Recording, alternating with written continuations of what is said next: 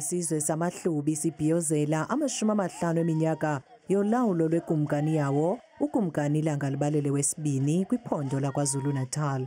Isizwe samaHlubi sabhacela kwintaba zaseLubombo ngeminyaka emininzi eyadlulayo sivela kumbindi Afrika.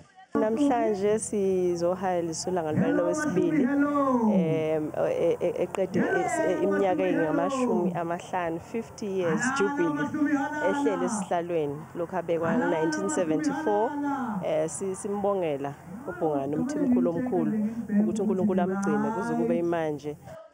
Sekulithuba elide ke amaHlubi esilwela ukuba urhulumente awathabathele ingqalelo ngakumbi kwiphondo laKwaZulu-Natal nekulapho emaninzi khona.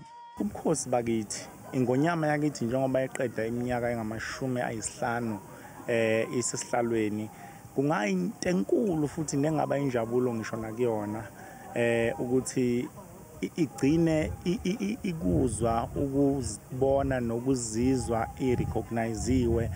Zuki Cetshwayo ezindaba zethu ku Channel 163 oziphathelwa yiNewsroom Africa.